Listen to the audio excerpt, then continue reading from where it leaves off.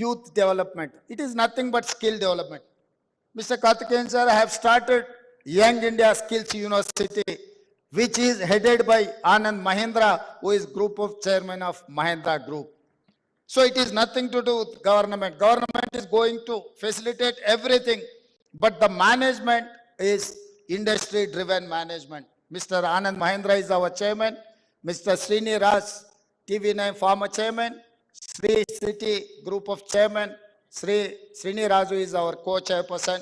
And other who are eminent personalities in industry, like Reddy Labs, Mr. Satish Reddy, like SBI, all other organizations are involved in this Skills University. We have started a new university that is called Young India Skills University. This is driven by industry people only. We wanted to give some skill development to our youth to eradicate the unemployment problem and all these drugs.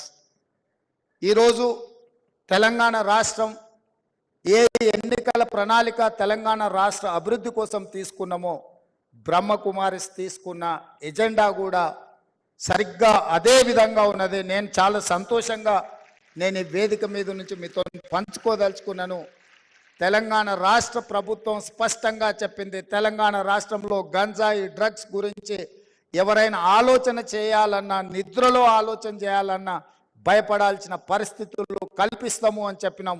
అందుకే Telangana anti narcotics bureau DGP కార్డర్ ఆఫీస్తోని వందలాది మంది అధికారులను కేటాయించి ఒక ప్రత్యేకమైన organisation మొదలుపెట్టి ఈరోజు తెలంగాణ రాష్ట్రం మూలన ఈ గంజాయి మూలాలను, డ్రగ్స్ మూలాలను ఏరివేసే కార్యక్రమాన్ని తీసుకున్నాం. నాకు చాలా సంతోషం కలిగింది. ఈ కార్యక్రమంలో బ్రహ్మకుమారిస్ కూడా ఈ డ్రగ్స్కు వ్యతిరేకంగా కార్యక్రమం తీసుకోవడం అంటే తెలంగాణ రాష్ట్రానికి మంచి రోజులు వచ్చినాయి అని చెప్పి నేను ఈ సందర్భంగా చెప్పదలుచుకున్నాను.